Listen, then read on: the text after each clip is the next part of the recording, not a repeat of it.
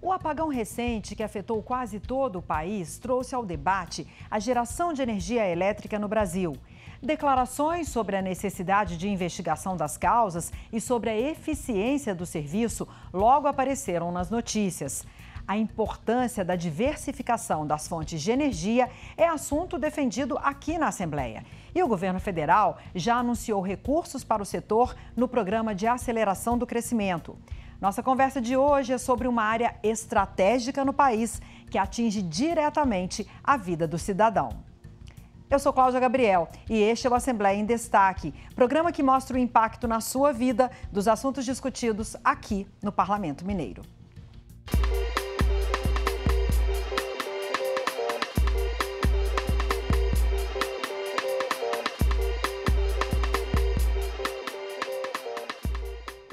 Na manhã do dia 15 de agosto, a vida seguiu normalmente apenas para os habitantes de Roraima. Nas outras 26 unidades da federação, a energia acabou. O apagão atingiu 29 milhões de residências, afetou o transporte e o fornecimento de água.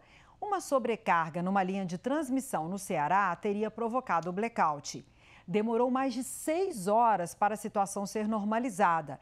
O ministro das Minas e Energia, Alexandre Silveira, pediu que a Polícia Federal e a Agência Brasileira de Inteligência investiguem se uma ação humana pode ter contribuído com o corte de energia. No dia seguinte, o ministro-chefe da Casa Civil, Rui Costa, afirmou que houve uma falha técnica e que o Brasil tem energia sobrando. Em entrevista ao programa Bom Dia Ministro, da empresa Brasil de Comunicação, ele disse, abre aspas, os reservatórios estão todos cheios. Nós temos um parque eólico e solar gerando muita energia. Então, não há razão nem de oferta, nem de demanda. Fecha aspas. Ou seja, foi um apagão muito diferente de outros já ocorridos no país. No ano passado, o país gerou mais eletricidade do que em 2021. A geração de energia hidráulica cresceu 17,7%, atingindo o patamar de 63% de contribuição elétrica. Ou seja, mais da metade da eletricidade gerada pelo país vem das hidrelétricas. Vamos dar uma olhada na matriz elétrica no Brasil. Em 2022, as hidrelétricas geraram 63% da energia no país. A energia do vento gerou 12%. A biomassa foi responsável por 7,68%, seguida pelo gás natural e pela energia solar. Essa foi quase 80% maior do que no ano anterior.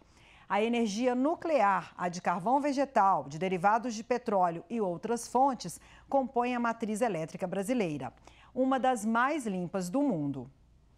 Energia limpa é aquela que não libera poluentes na atmosfera e que tem fontes renováveis. A força da água move as turbinas das hidrelétricas. O vento gera energia eólica e a luz solar e a biomassa integram essa lista. No caso do biodiesel, que é formado a partir de óleo de plantas, a emissão de carbono durante a queima para fazer um caminhão andar, por exemplo, é considerada nula, porque ele é reabsorvido pelas plantas por meio da fotossíntese. Bem diferente dos combustíveis fósseis, como o petróleo, o gás natural, que emitem gases de efeito estufa desde a produção até a queima. Em 2020, enquanto o mundo consumiu cerca de 15% de energia gerada por fontes que não se esgotam, o Brasil atingiu a marca de 48,4%. De acordo com os especialistas, nosso país emite menos gases de efeito estufa por habitante que a maioria dos outros países. Mas um levantamento do Sistema de Estimativas de Emissões e Remoções de Gases de Efeito Estufa não é tão promissor. O relatório lançado neste ano, com dados de 2021, mostra que o Brasil emitiu 2,4 bilhões de toneladas brutas de gases de efeito estufa, um aumento de 12,5% em relação a 2020. Foi o maior aumento de emissões em quase 2 décadas. Essa aceleração é mais do que 2 vezes superior à média mundial estimada para o mesmo ano. 92% das emissões brutas foram provocadas por mudanças no uso da terra. O desmatamento do bioma Amazônia concentrou a maior parte. De acordo com o relatório, a atividade agropecuária respondeu por 74% de toda a poluição climática brasileira em 2021. As edições do Assembleia em Destaque sobre o clima e sobre as águas mostram os impactos da ação humana no aumento da temperatura na Terra. Você pode assistir na página da TV Assembleia no YouTube ou no nosso portal, almg.gov.br. Vamos ouvir agora a opinião do nosso convidado para essa conversa, o professor da Universidade Federal de Minas Gerais e doutor em Energia e Sustentabilidade, Matheus Pereira Porto. O Brasil é o 7º maior emissor de gás de efeito estufa, né? É o 4º per capita, né? E o 6º em emissões históricas. Então, o nosso país extremamente contribui enormemente, né, com a questão de efeito estufa e aquecimento. Para mim, está muito claro que a gente ainda tem muito a evoluir no que se refere a desenvolvimento, né, de políticas que levem a gente à solução dos problemas que estão relacionados aí ao meio ambiente. Porque, no final das contas, tudo que a gente está falando, estamos falando de transição energética, no sentido de diminuir a emissão de gases de efeito estufa, né? Estamos falando de fontes renováveis, né? Intermitentes. Então, no final das contas, o assunto é bem amplo, então trata da gente tomar iniciativa no sentido de tornar a sociedade, do ponto de vista ambiental, uma sociedade mais atuante, né? A energia é estratégica para qualquer país. Dependemos dela para tudo. E o Brasil vai investir na eficiência energética, que é prioridade no novo PAC, o Programa de Aceleração do Crescimento do Governo Federal. 1 bilhão e 800 milhões de reais serão os recursos públicos e privados destinados a 36 projetos até 2026. As prioridades são o desenvolvimento tecnológico em bases sustentáveis e a geração de empregos verdes.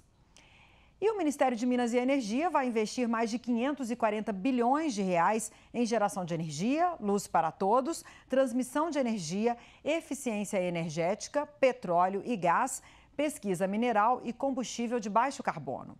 A meta é a transição energética mais sustentável, segura e livre de lançamentos de carbono na atmosfera. O professor Matheus Pereira Porto vai explicar essa transição energética que acontece em todo o mundo. Tem um modelo de geração de energia elétrica, né, no mundo. Ele é composto por uma série de equipamentos, uma série de sistemas, né?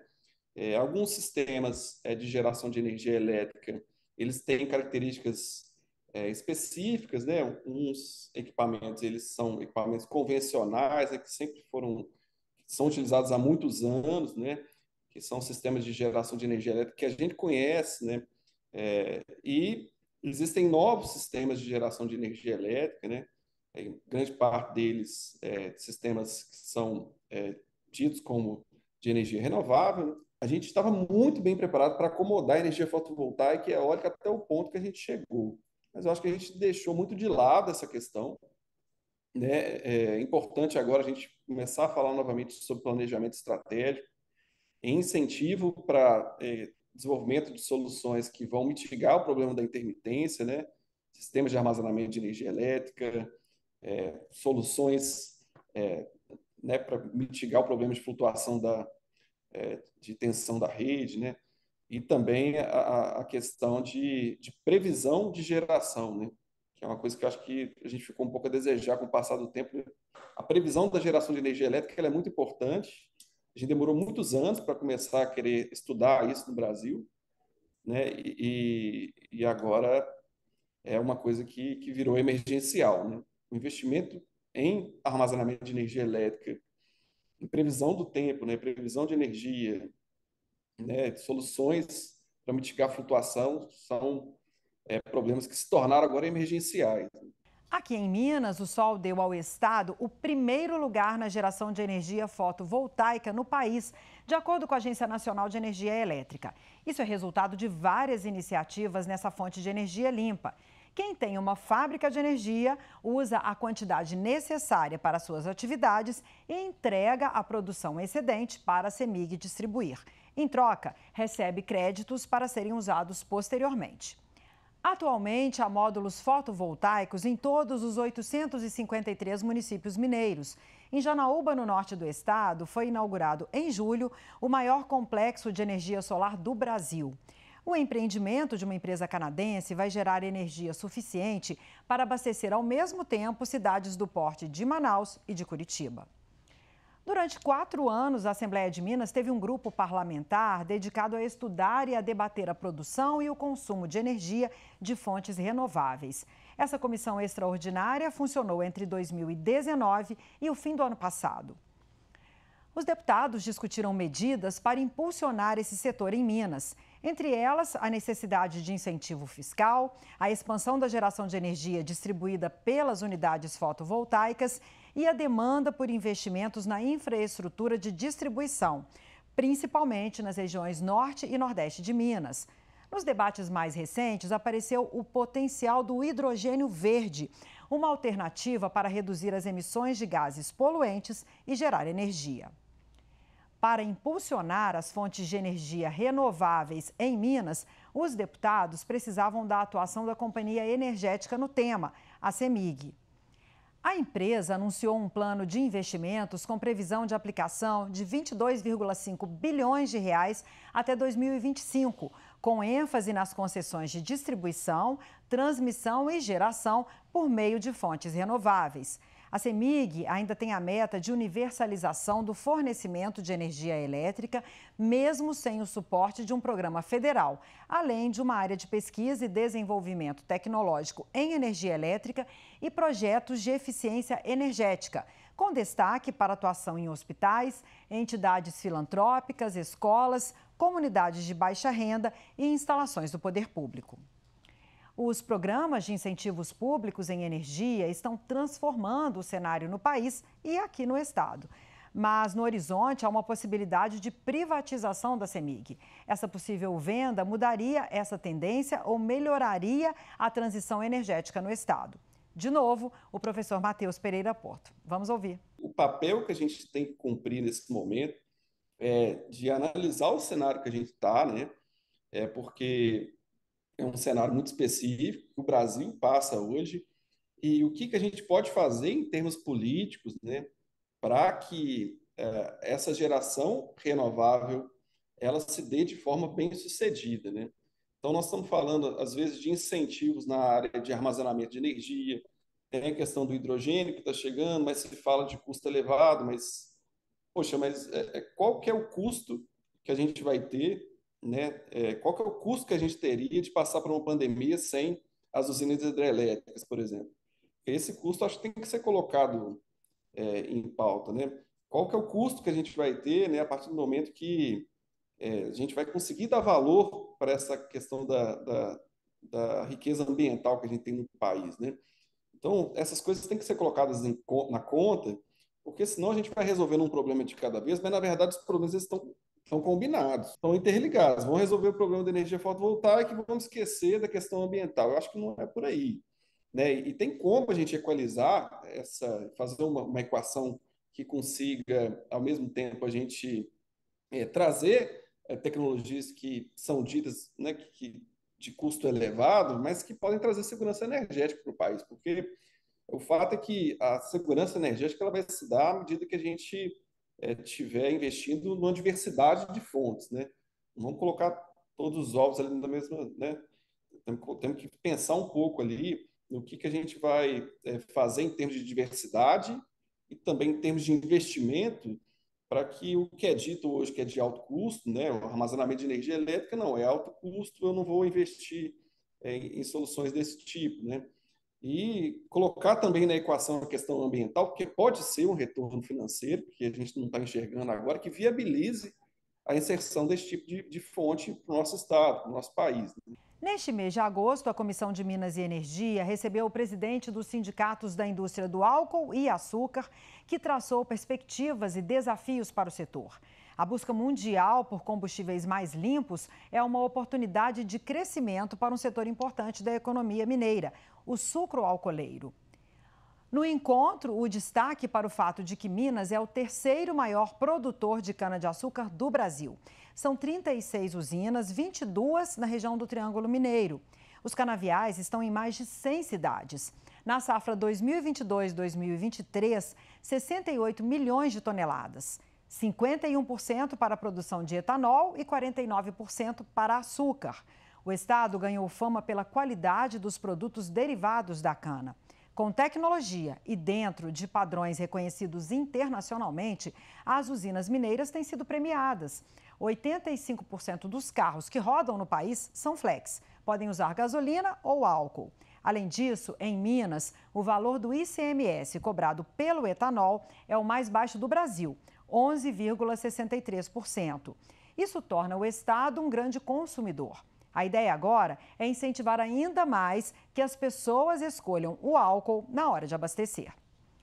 Aqui na Assembleia, o presidente das indústrias desse setor em Minas, o Mário Ferreira Campos Filho, explicou por que a produção se destaca. Nós não somos os maiores, mas nós somos os melhores, né? Nós temos aqui um nível de produtividade de cana-de-açúcar que é o maior do Brasil, com várias usinas ficando aí entre as 10 principais em termos de produtividade agrícola. Como é que a gente chegou nesse momento, né? Com muita tecnologia, utilização do que há de melhor em termos de escolha de variedades de cana-de-açúcar, formas de produção e manejo, né? Então a gente tem aqui em Minas Gerais empresas que investiram muito nos últimos anos nessa tecnologia. Isso só foi possível porque a gente tem um ambiente de negócio aqui muito propício ao desenvolvimento do setor sucoenergético aqui no estado de Minas Gerais. Outras medidas do Parlamento Mineiro se traduziram em leis aprovadas aqui em anos recentes. Em julho agora, saiu a política estadual do biogás e biometano. O biogás é obtido na decomposição de resíduos orgânicos e o biometano é um biocombustível em forma de gás. Essa política deve, entre vários objetivos, fazer a gestão eficiente de resíduos sólidos e a geração de energia renovável. Neste ano ainda, a Assembleia criou o Dia da Eficiência Energética, que será comemorado todos os anos em 5 de março. Há mais de 2 anos, saiu daqui também uma norma para estender para outras fontes de geração de energia os benefícios fiscais que antes só favoreciam o setor de energia solar fotovoltaica. Bom, eu fico por aqui. Você pode rever esse programa e outros no canal da TV no YouTube ou acessando o nosso portal. Não deixe de se informar sobre o parlamento pelo nosso Twitter. Tchau!